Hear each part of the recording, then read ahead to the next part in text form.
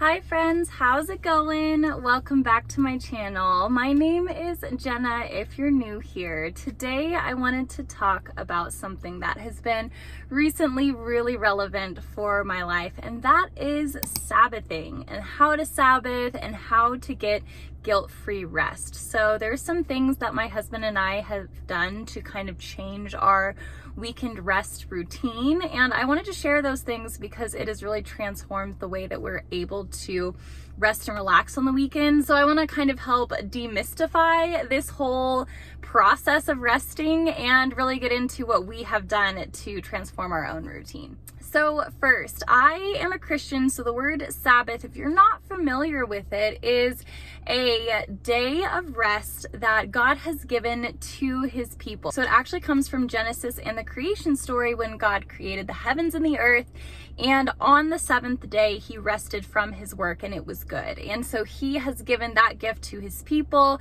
It is not something to be religiously followed, and from Jesus's own words, man was not created for the Sabbath was created for man. And so with all of that, that means that Sabbath is a gift for us if we do choose to observe it and to reap its benefits. So what really inspired this shift, this Sabbath shift, was actually reading the book, The Ruthless Elimination of Hurry by John Mark Comer.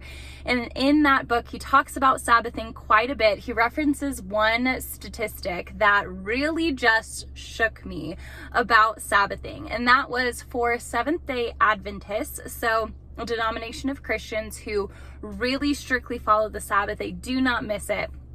And they, on average, when comparing their lifespan to the average person, lived 10 years longer. What's crazy about this statistic, not only did they live longer, is that if you were to add up every single Sabbath day, if you were to observe it for the average lifespan of a human, that would total by the end of your life 10 years. So essentially, for every day that they rested, God gave them a day of life back. It is pretty wild. It truly is a life-giving habit. So after I heard that, I was just really rededicated, re-inspired to try to Sabbath and integrate it into my weekend routine. So tip number one, in order to get guilt-free rest, is you need to choose a day to Sabbath and you need to stick to this day. You need to really stick to it. You have your day. It doesn't move. It doesn't change from week to week. I was doing that a lot where I just kind of made the Sabbath day the day where I didn't have weekend plans. That doesn't really work. Now, what really has helped us too, which is a part of the same kind of tip, is to make your day go from the dinner of one day to the dinner of the next. So traditionally, Sabbath is actually observed from evening until evening. So instead of it being, every Saturday, for example, morning to night, traditionally Sabbath is actually observed from dinner time on, or sundown, specifically sundown on Friday to sundown on Saturday. Now, why this has helped us actually stick with the Sabbath is mentally, instead of taking one day and saying, okay, nothing can happen that day, no work at all, and being really strict with one day on the calendar, okay, I'm going to work all day Friday right up until dinner. Then Sabbath dinner starts my Sabbath. And then from then on, I am observing Sabbath until Saturday at sundown. And so it gives you productivity on Friday all the way leading up to it, to then have rest on Saturday all the way leading up to sundown or Sabbath dinner. Dinner is kind of when we've decided to transition it over just for practicality's sake, but it has been so helpful to not knock off a day completely from the calendar. You're still getting 24 hours of rest, but you are able to get some things done if you absolutely have to. Okay, so the second thing that we did in order to help maintain this guilt-free rest is to have absolutely no work. So no work in terms of physically, mentally, and emotionally. So the first one is going to be physically no work. So what that means, and this was a hard one for me, is to have no house chores done during the Sabbath. And so this is one thing that would actually get in the way of my Sabbath, is I wouldn't do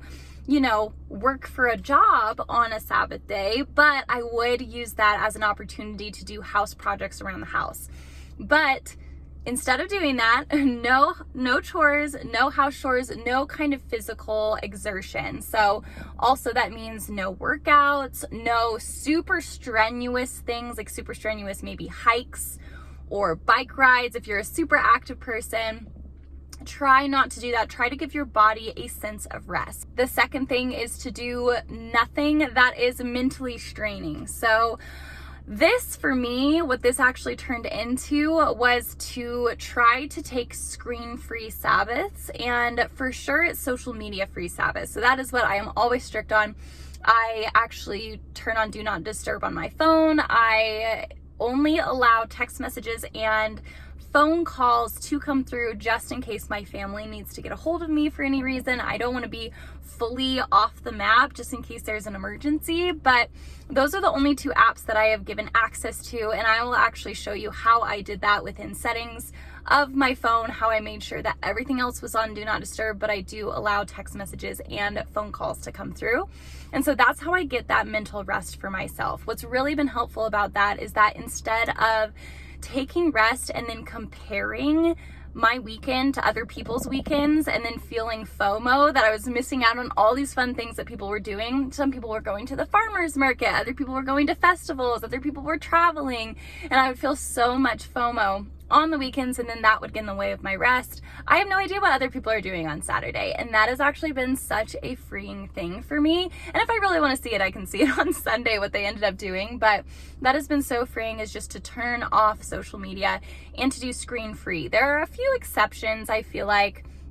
Certain things like watching a movie with your family, I don't think that that is mentally exerting, although it could depend on the movie. So I would just say anything that for you is mentally straining, try to eliminate it on that Sabbath day. Just don't do it. Give your mind a break. And the third tip for getting that guilt-free rest is to make sure that you're resting emotionally. Now, for me, what this actually turned into, and this was a kind of a journey as we have been exploring our Sabbath routine, is actually not to talk about anything stressful.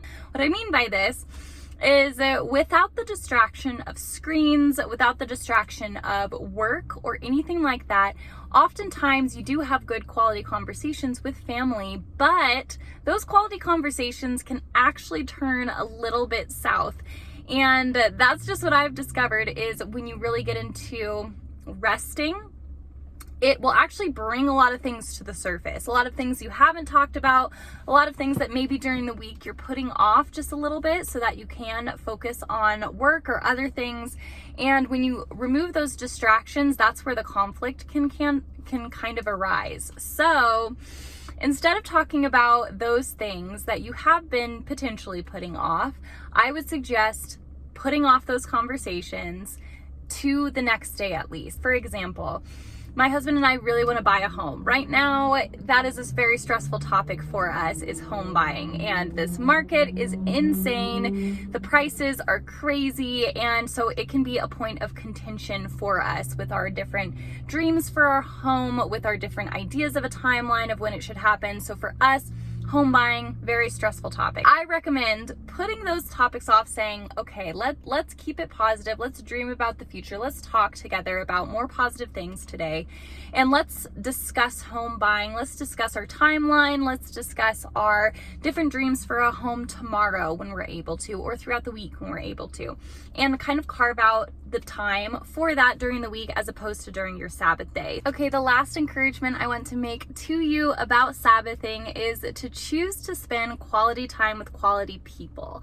Now, it can be really tempting on a rest day to really isolate and to veg out on things that aren't fulfilling. And so I would just encourage you, don't isolate, don't veg out. That is actually not very restful for your soul. What is restful for your soul is finding those people, finding your people that give you energy as opposed to zapping it. So choose those quality people for yourself, spend quality time with them, have quality conversations with them, And that will be more restful than anything else, is when you have your people and they fill your cup, as opposed to pulling away and vegging out on binging a series or something like that. And that actually is not very restorative for your soul. And that's where the guilt comes in. If you're spending quality time making quality memories with your people, you're never going to feel guilty about that. I promise you that. So just transform your idea of rest from maybe sleeping in, staying in your bed, getting on your phone, scrolling TikTok, or binging a new Netflix series, to then spending time in nature, spending quality time with quality people, having a picnic in the park, having a good call with a friend who you haven't connected with for a long time, and make that your idea of rest. And I bet you will not feel guilty another weekend ever again. So those are the tips that I have to give you a guilt-free, restful Sabbath day or weekend. I really have seen a huge transformation in my husband and I's routine and schedule as we have implemented these things. So I would really encourage you to do the same. To end off this video, I wanted to provide just a few ideas for Sabbath activities, because if you're like me and you're taking away the things that you usually do or that you usually work for, then you're going to be sitting around twiddling your thumbs thinking, what do I even do today if I am taking away all screens, all work, all house chores, all of the above? If I'm taking away every single form of work, then how can I rest? And so I would say there are two criteria that I follow for a Sabbath. One, is this activity restful? Two, is this activity worshipful? So as a Christian, I really want to make sure that my Sabbath is a day of worship and of rest. So these are a few ideas for activities that you can fill your Sabbath doing. Please do comment down below if you have anything that falls outside of this that you would like to include in the list, because I think we could all use a little bit of inspiration when it comes to our own Sabbath routines. But thank you so much for watching this video. I am so happy and excited that you did. If you liked it, please remember to give it just a little thumbs up and to subscribe to this channel for other similar type content like this. I cannot wait to catch you on the next video. Have a great one, friends.